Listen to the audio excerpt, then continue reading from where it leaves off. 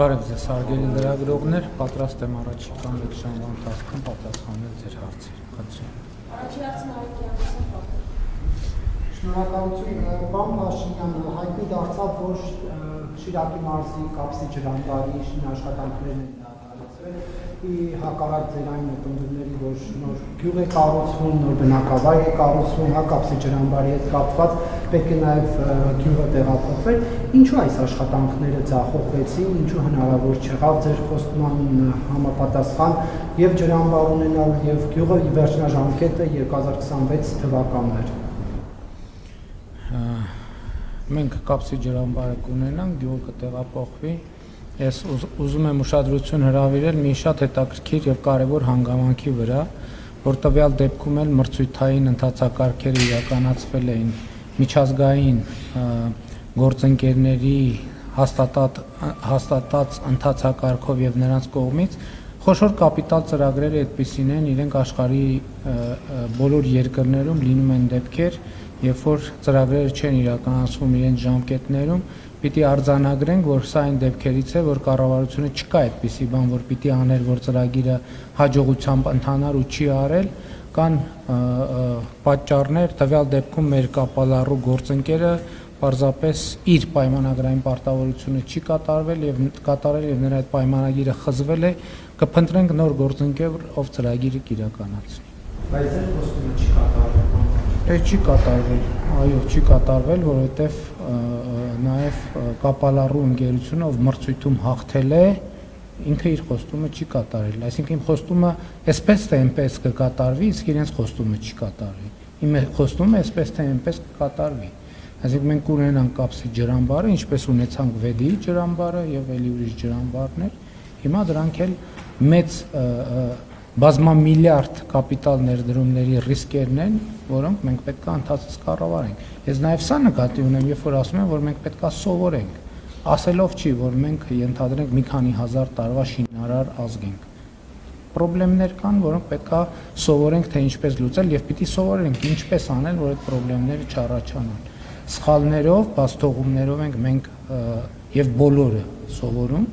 եւ խնդիրն է նա, որ մենք պետք է ի վերջո դարձնենք ջրամբար կառուցելը սովորական բան։ Այդ ամեն ինչի ինչից է, որովհետև այդ ինչ որ նկարագրեցիք արտառոց է մեր իրականության մեջ։ Պետք է դառնա սովորական, որպեսզի մենք նման իրավիճակներ չունենանք եւ կդառնա։ Ոչ, արդյոք կլինի, որովհետև ինչպես տեսակ, ընդհանրապես մենք պետք է հասկանանք ծրագրերը ինչպես են իրականացվում։ Եվ ես սրա մասին բազմից ասել եմ, մենք 2018 թվականին մեզ թվում էր, որ երբ որ փող ունենանք, բոլոր հարցերը կլուծվի։ Հիմա 2025 թվականին, 2017 թվականի համեմատ պետական բյուջեի եկամուտները մի հատ ամբողջական 2017 թվականի պետական բյուջեին պլյուս 30%։ Բայց երբ որ փողը կա, ո՞նց է կապիտալ ծրագիրը իրականացվում։ Հայտարարվում է մրցույթ։ Պետությունը ասում է գործարար համայնք։ Ես ուզում եմ այսպիսի նախագիծ իրականացնել եւ դրա համար ունեն ֆինանսավորում, ով կկառուցի եւ ինչ գնով։ Մրցույթը տեղի ունենում եւ լավագույն գին առաջարկածը հաղթում է մրցույթում։ Հետո, երբ որ չի իրականացնում այդ բանը, նախագիծը պայմանագիրը խզվում է։ Ուրիշ է հետաքննվում։ Եվ այստեղ քանի որ նաեւ միջազգային գործընկերներ են ներգրաված, ամեն ինչ չի որ մեզնից է կախված, մենք մեզնից կախված ամեն ինչ կանենք։ Համենայն դեպս ես ուզում եմ ձեզ հիշեցնել եւ ընդգծել, որ մենք այսօր Կապսի ջրամբարը ավելի շատ ունենք, քան ունեինք այս մրցույթի մեկնարկից առաջ։ Ամբողջական ենք ունենք։ Շնորհակալություն, պարոն Փաշինյան, վերջին օրերին տարբեր պետական կառույցներից ստանում ենք տեղեկատվություն այն մասին, որ իբր պետական պաշտոնյաները տարեվերջին ստացել են կլորի գումար որպես պարգևավճարներ։ Խնդրում ենք պարզաբանել, արդյոք խոսքային պիլոտային ծրագրերի մասին է, որոնք դուք ներկայացրեցիք պետական պաշտոնյաների համաժողովի ընթացքում, ըստ որոնց լինելու է աշխատանքի գնահատում արդյունքների վրա հիմնված չափորոշիչներով։ Այս կառավարության նիստում էլ դրան անդրադարձա եւ մենք դրա մասին խոսել ենք։ Մենք ի վերջո տեսեք ինչպես ուսուցիչների դեպքում, ինչպես ուսուցիչների դեպքում, ինչպես զինվորականների եւ այլ համակարգերի դեպքում մենք այս տարվանից այսինքն 2025 թվականից այո ներդրում ենք արդյունքի վրա աշխատանքի գնահատման համակարգ եւ մենք նաեւ հրաժարվում ենք պետական կառավարման այն համակարգից, երբ որ բոլորը համատարած ստանում են նույն դրույքաչափերը։ Սա կառավարելիությունը նվազեցնում է եւ մյուս կողմից մոտիվացիաները նույնպես նվազեցնում է։ Երբ որ մարդը, ով որ ավելի շատ ջանք է գործադրել, ավելի շատ արդյունք է արձանագրել, ստանում է նույն չափի վարձատրություն համեմատ մյուսի, ով որ այդքան էլ ջանասեր չի գտնվել, եւ սա նաեւ քանի որ քաղաքական պատասխանատվությունը ղեկավարների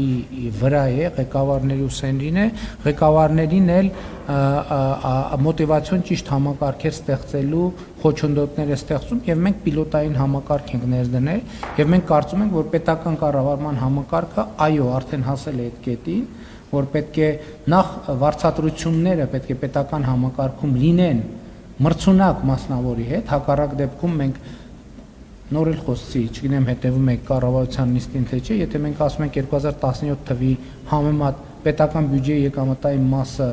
130% ավելացել է, այդ նշանակում է պետական կառավարման համակարգը 130%-ով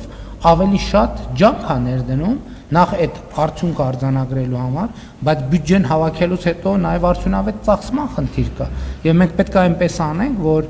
ավելի ու ավելի պրոֆեսիոնալ դառնալու մղումը ճիշտ մոտիվներ գործեն պետական կառավարման համակարգում։ Նախ դրսից ոչ միայն պետական համակարգից լինի հոսք դեպի մասնավոր հատված, այլ մասնավոր հատվածից դեպի պետական հատված։ Դրա համար պետք է վարձատրությունների գոնե համեմատելի հնարավորություն լինի եւ երկրորդից համակարգի կարևոր առանձնահատկությունը։ Մենք լրացուցիչ վարձատրության մեջ դրել ենք պարտադիր պայման, որ լրացուցիչ վարձատրություն ստացողը դրա որոշակի տոկոսը, եթե չեմ սխալվում 10%-ը, պետքա ծախսի իր կրթական եւ պրոֆեսիոնալ հատկությունները զարգացնելու ուղղությամբ, այսինքն պետքա ինչ որ դասընթացների մասնակցի իր կրթության վրա պետքա ներդրում անի եւ ես կարծում եմ, որ մեր պետությունը հասել այն կետին, որ մենք այսպիսի ներդրում պետքա անենք պետական կառավարման համակարգի հետ եւ ամբողջ բուրգով այդ համակարգը ներդրվում է, սա նաեւ պետության դերը նշանակությունը եւ պետությունը զարգացնելու եւ ուժեղացնելու մեր ռազմավարությունների շրջանակում։ Հաջորդ հարցը Պարոն վարչապետ, վերջերս ոչ ֆորմալ հանդիպում եք ունեցել տեխնոլոգիական ոլորտի մասնագետների հետ։ Տեխնոլոգիական ոլորտի ցանկը չեմ կարող ասել ինչ որ Չէ, նկատի ունեմ երևի տեխնոլոգիական ոլորտի, բայց գուցե ոչ միայն տեխնոլոգիական ոլորտի, այսինքն դա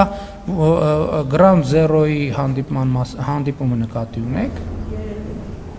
Դե որը նկատի ունեք։ Հա? Հա, նախաձեռնություն ա եղել եւ փոխադարձ հետաքրքրություն ա եղել, իրենք Ground Zero սրճարանը կամ նախագիծը այդպիսի ֆորմատ ունի եւ այդ ֆորմատում ես էլ եմ ցանկություն հայտնել ունենալ հանդիպում, իրանք էլ են ցանկություն հայտնել կազմակերպել հանդիպում, մասնակցել եմ։ Այսինքն նկատի ունեմ, դա կոնկրետ միջոցառում էր, որը անունը մի քիչ ինձ բան թվաց ձեր ձևակերպում։ Խնդրեմ հարցից։ Լավ, որ ձեռքբերումներն են ձեզ գոհացրել, ինչ եք կարծում։ Ինչի ձեռքբերում։ Բաց խոսեք։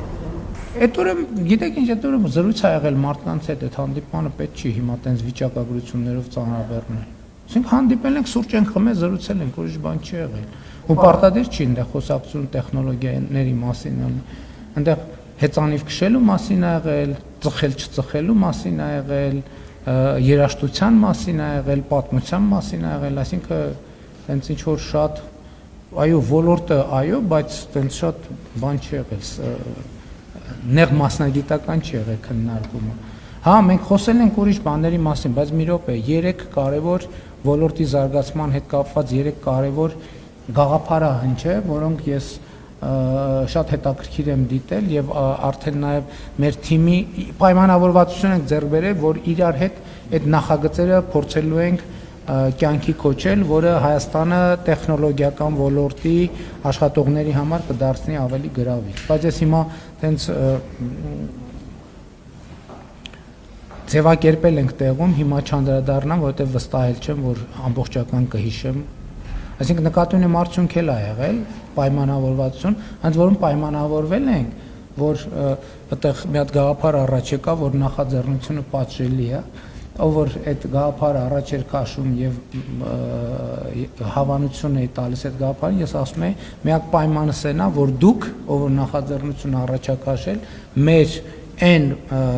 գերատեսչության կամ պաշտոնյայի հետ, ով որ դրա պատասխանատվությունը պետք է վերցնի, համատեղ աշխատեք, որպեսզի մենք համոզվենք, որ նախ իրար հետ անենք այդ գործը եւ դա չլինի միայն պետական համակարգի գործ։ Բայց գաղտնիք էլ չկա, եթե հետագայում հետաքրքրություն կցուցաբերեք գրավոր հարցումով, մենք կարող ենք ասել, հիմա ուղղակի ես չեմ ուզում կիսատ ինչ որ բան ասել, էլի։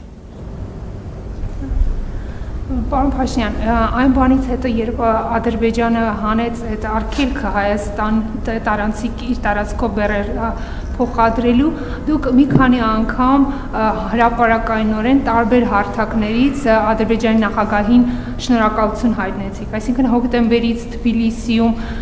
ողջունեցիք ու շնորհակալություն հայտնեցիք նրան այդ քայլի համար, այստեղ կառավարության նիստին մի քանի անգամ եղել է նույն ԵԱՏՄ հարթակում, հա, որտեղ Ադրբեջանը որևէ կերպ ներկայացած չի, վերջինս մի քանի օր առաջ Սանկտ Պետերբուրգում դուք էլի շնորհակալություն հայտնեցիք նրան այդ քայլի համար։ Հիմա ձեր վիզավիները ասում են, որ դա պատճառաբանված է նրան, որ դուք ունեք որոշակի նման պարտավորություններ, անդադ շնորհակալություն հայտնել, կամ որ դուք դրանով ուզում եք ցույց տալ, որ խաղաղության գործընթացը հենց ձեր վրա է կենտրոնացած, դուք եք միանձնյավարում այդ գործընթացը։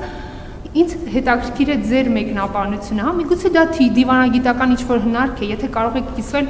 ձեր պատկերանցումներով, ինչով եք դուք առաջնորդվում դա անելուց, շնորհակալ։ Ընդհանրապես ես նկատել եմ, որ մեր մոտ գիտեք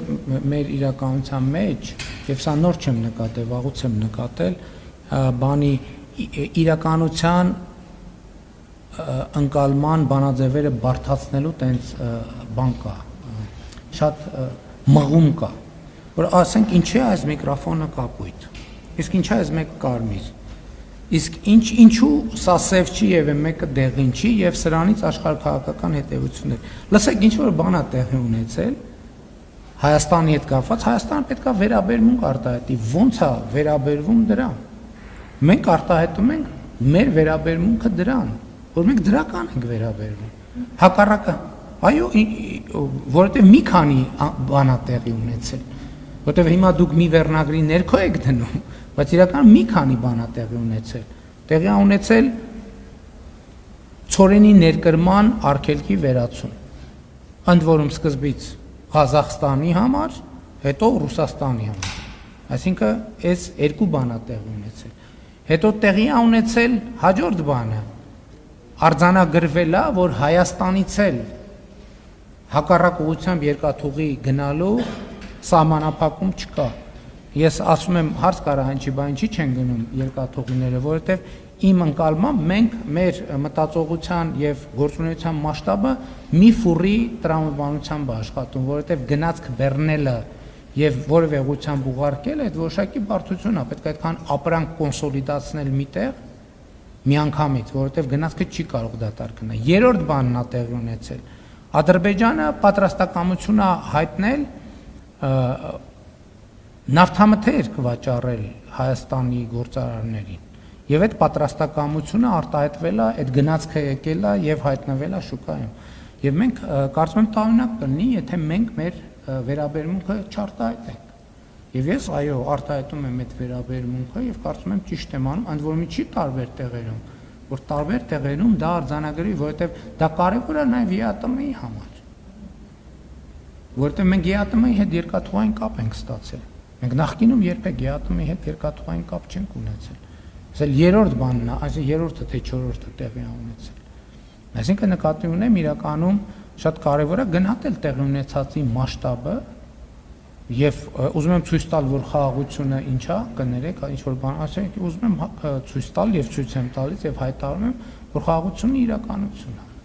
Եվ այդ իրականությունը ունի կոնկրետ արտահայտչած ձևեր։ Ես հույս ունեմ, որ առաջիկայում Հայաստանի եւ Ադրբեջանի միջև երկկողմ առևտրի երևույթներ, այսինքն երկկողմ հիմա Ադրբեջանից դեպի Հայաստան ներմուծում կա, հույս ունեմ Հայաստանից դեպի Ադրբեջան էլ արտահանում կլինի։ Խոսակցությունը քաղաքական կատեգորիա չի, եթե գիտեք, պաշտոնական քննարկում այդ թեմայով պետքա չլինի, որովհետև քաղաքական արգելքի բացակայությունը արդեն բիզնեսները պետքա իրար հետ պայմանավորվեն եւ եթե պարզվի, որ կառավարությունը պետքա ինչ-որ բան անի այդ պայմանավորվածությունները հնարավոր դարձնելու համար, մենք դա կանենք։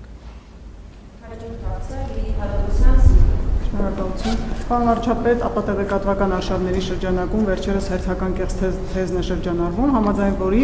իբրև թե Թուրքիայի նախագահը արդեն որոշում ունի թե ով պետք է լինի ամենայն հայոց կաթողիկոսը եւ հայ առաքելական եկեղեցու հարցերով պարբերաբար քաղաքական խորհրդակցություններ են անցկացվում Թուրքիայի իշխանությունների հետ, կխնդրեմ ձեր մեկնաբանությունը։ Ես չեմ զարմանում տենց մեկնաբանություններից, որովհետև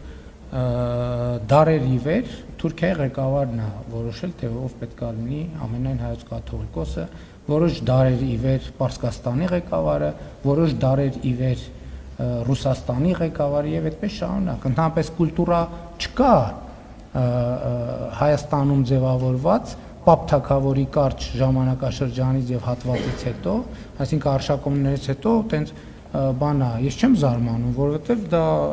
դա հոլովում են այն մարդիկ, ով այդ կուլտուրայի մեջ են, եւ այն որ Հայաստանն ասում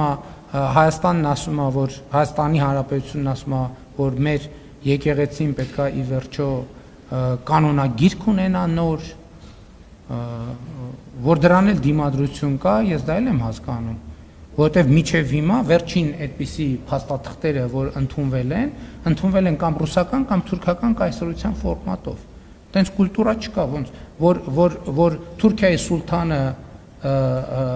սուլթանի ընդունած կանոնակարգումներն են շատ, որ միջև այսօր կամ գործում են դե յուրե կամ Ռուսաստանի ցարի, այդ մարդկանց տարօրինակ չի թվում։ Եվ հետևաբար, երբ որ տենց մի հարց բարձրաձայնվում է, այդ ենթագիտակցությունը արթնանում է, բայց չէ որ սա Թուրքիայի ղեկավարի իրավասության հարց է, այս ինչի է Հայաստանի ղեկավարը սրա մասին խոսում, եւ տրամաբանությամբ այդ բանի ծայրագավառային տրամաբանությունը զարգանում եւ հանգում է շատ տրամաբանական ենթադրության, քանի որ խոսվում է մի հարց, որը դարերի ավանդույթով Թուրքիայի ղեկավարի իրավասության հարցն է, հետևաբար, եթե Հայաստանի ղեկավարը տենց թեմաներ արծարծում է, ուրեմն լիազորություն է ստացել Թուրքիայի ղեկավարից։ Ծայրագավառային տրամաբանություն։ Եվ այդ, կամ ուրիշ տարբերակով Ռուսաստանի կամ Պարսկաստանի ծայրագավառային տրամաբանություն։ Հենց դրա հետ է մեր խնդիրը։ Ես իմ բանախոսությունների ժամանակ, որ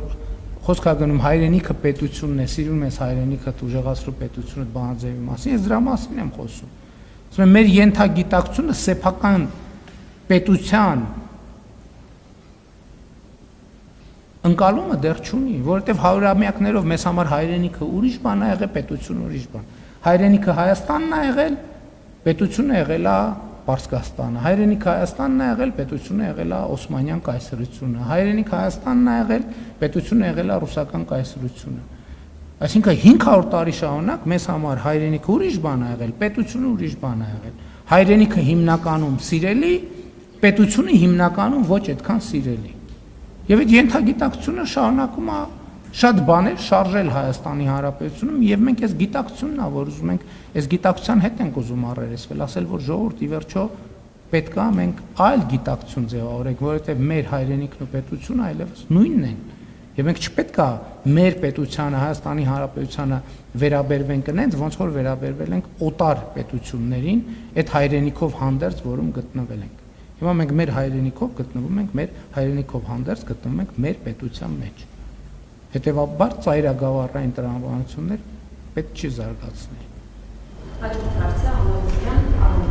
Շնորհակալություն։ Պարոն վարչապետ, Թուրքիայի ղեկավարը վերջերս հայտարարել էր, որ 2026-ին խորհրդանշական քայլեր են սպասվում Հայաստանի հետ հարաբերությունները զարգացնելու համատեքստում։ Խնդրեմ, եթե հնարավոր է մանրամասներ ներկայացնեք, թե որ ուղղություններով հիմա քննարկումներ կան եւ մի հարց է ձեր թույլտվությամբ վերջերս Իրանից մտահոգություններ հնչեցին TRIP նախագծի հետ կապված ձեր դիտարկմամբ կան չպարզաբանված հարցեր մեր հարևան երկրի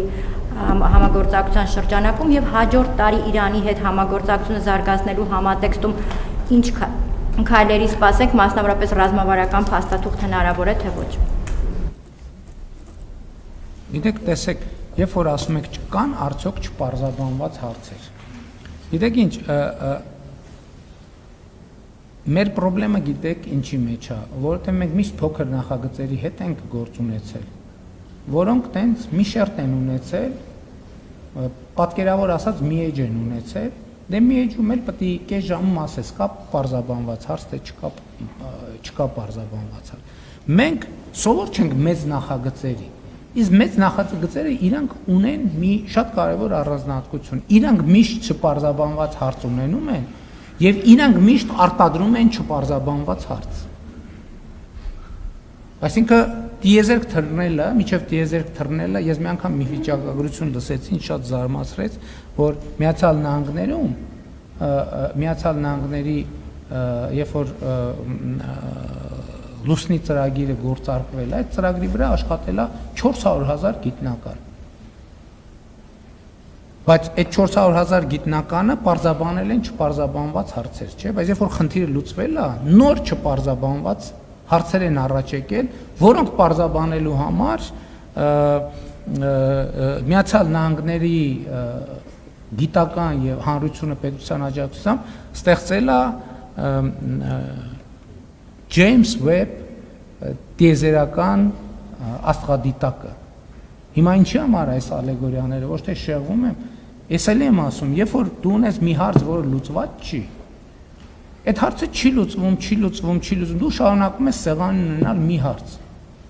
Երբ որ այդ մի հարցը լուծում ես, ի հայտ են գալիս 4 նոր հարց, որ պետք է լուծես։ Ամեն 4 հարցը լուծելիս ի հայտ են գալիս 4 նոր հարց, որը պետք է լուծես։ Հետևաբար TRIP նախագիծը ինքը այնքան մասշտաբային հարց է, որ մենք ամեն փուլում, երբ որ մի հարց պարզաբանեցինք, վերջնական պարզաբանվեց, դրանից ի հայտ են գալու նոր հարցեր, որոնց շուրջ պետք է մտածենք։ Նրանք լուծեցին, ի հայտ են գալու նոր հարցեր, որոնց շուրջ պետք է մտածենք։ Երբ որ TRIP-ը արդեն գործնականում սկսեց աշխատել, երկաթուղին էլ եղավ, գազամուղն էլ եղավ, նավթամուղն էլ եղավ, էլեկտրական հոսանքն էլ եղավ, ավտոճանապարհն էլ եղավ, ամեն ինչ եղավ, էլի ի հայտ են գալու հարցեր, որոնց շուրջ մենք պետք է աշխատենք։ Ես նկատի ունեմ, մենք պետք է սենց ընկալենք, որովհետև ցանկացած նախագիծ ինքը մեծ նախագիծ, եթե մեր ճամփորդությունը 5 մետր է, մենք կարող ենք տեսնել, որտեվ 5 մետրը կամ միջև է դուռն է, մենք ամեն ինչ կարող ենք տեսնել, բայց թե մեր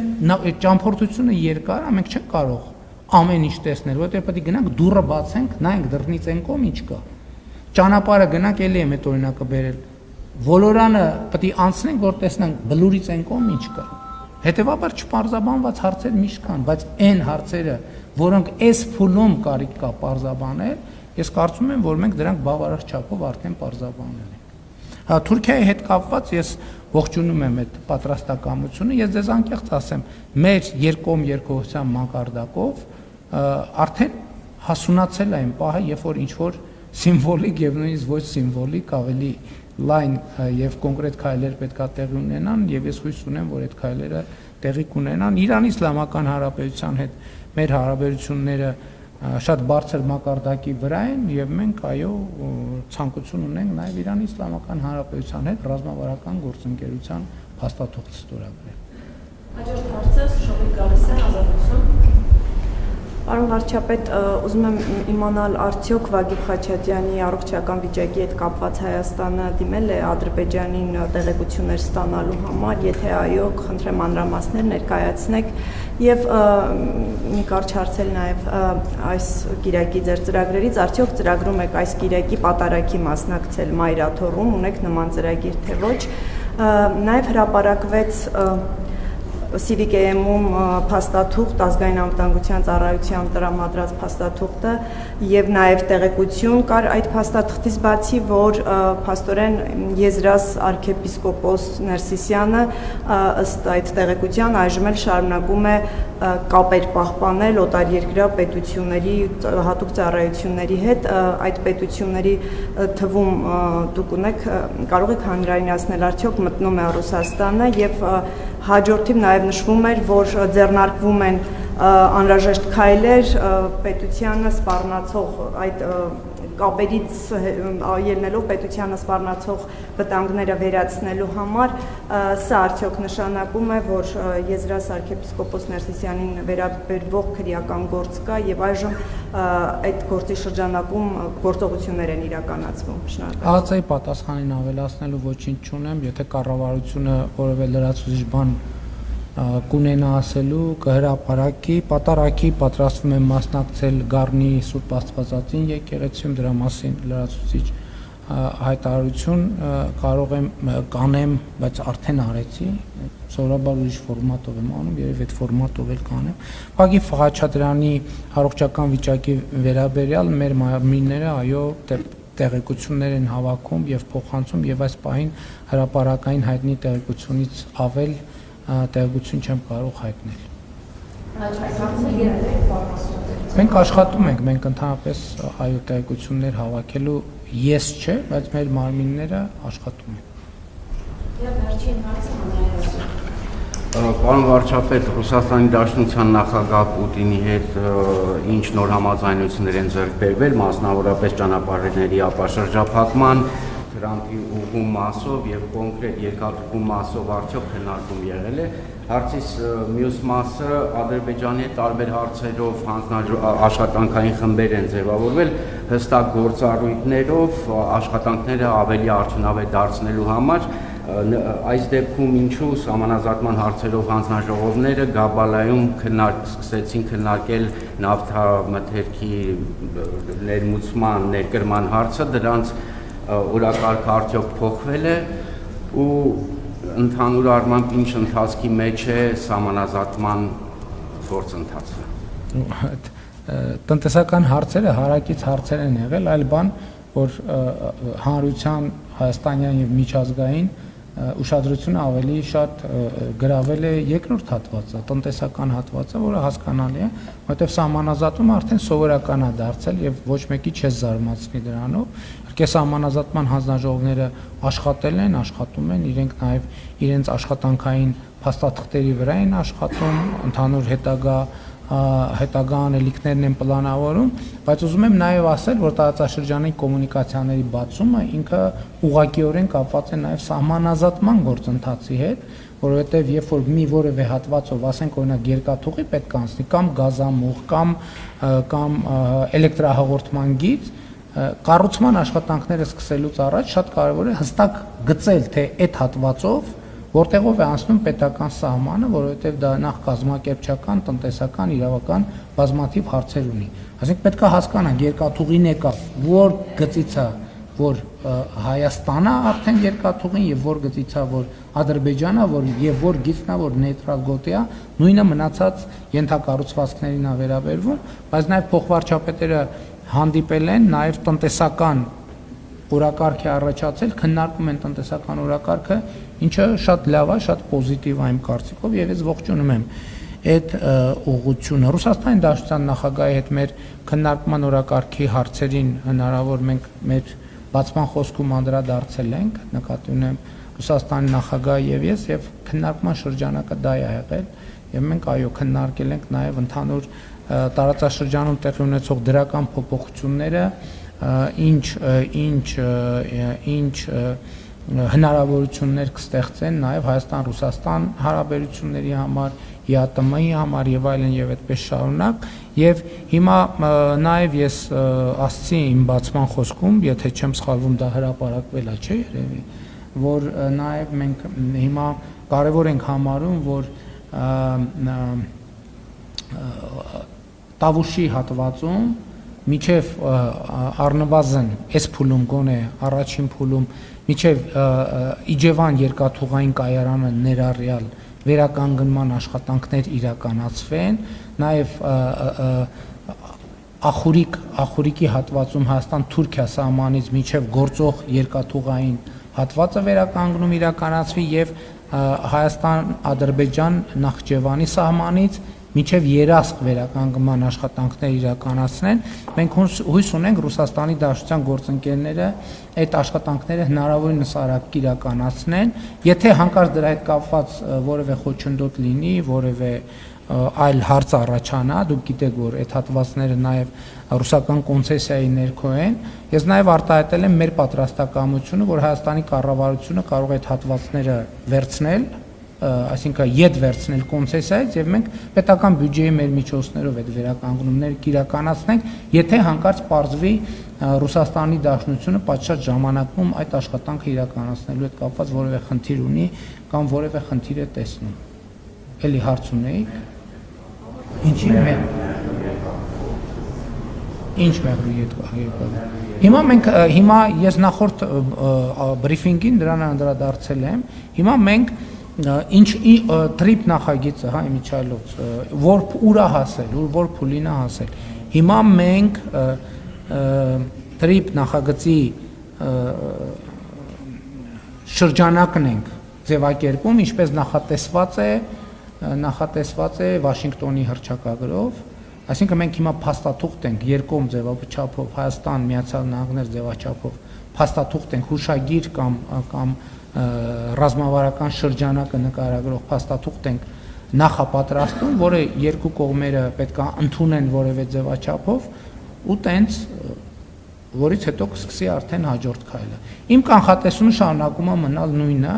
որ մենք գետնի վրա արդեն աշխատանքները կտեսնենք 2026 թվականի երկրորդ կեսին։ Եվ ենթադրում եմ, որ երկաթուղին կլինի առաջին նախագիծը, չնայած չեմ բացառում նաև, որ տնտեսական նպատակահարմարության եւ ներդրումային գրավչությունները որոշակիորեն ճշգրտվեն եւ կարող օրինակ պարզվի կամ գազամուղի նախագիծը կամ նավթամուղի նախագիծը ավելի վաղ է իրականացվում, քան նախատեսված է։ Բայց սա ոչ թե ես ակնարկում եմ, ոչ մի բան չեմ ակնարկում։ Ես նկատի ունեմ, որ շրջանակը կարող է դինամիկա ինքը process-ը եւ կարող է պարզվի, որ նավթամուղի կամ գազամուղի անհրաժեշտությունը ավելի առաջնային դիտվի ինչ-որ հանգամանքների բերումով, քան երկաթուղու, բայց իմ կանխատեսմամբ երկաթուղի, ավտոտրանսպորտային հաղորդակցություն, էլեկտրաէներգիա, գազ, նավթ, այս շրջանակում կարող են որոշակի բաներ լինել, բայց այս պահի մեր ընկալմամբ երկաթուղին առաջնայինն է։ Եվ որը երկաթուղու առանձնահատկությունը ինչ է, որ երթուղին պարզ է, բոլորը գիտեն, որտեղ նախկինում այդ հատվածով գոյություն ունեցել երկաթուղի եւ այս առումով ամենամեծ հավանականությունը, որ մենք հետ երկաթուղից կսկսենք, ակնհայտ է։ Հիմա նաեւ մենք աշխատում ենք նաեւ սահմանային, մաքսային եւ այլ ենթակառուցվածքների ժամանակակից եւ գերժամանակակից տեխնիկայի ձեռքբերման վրա, որը, ինչպես ասել եմ, մենք կներդրենք ոչ միայն Հայաստան-Ադրբեջան, այլև Հայաստան-Վրաստան, Հայաստան-Թուրքիա, Հայաստան-Իրան սահմաններին։ Շնորհակալ եմ։ Արդեն ավարտվեց։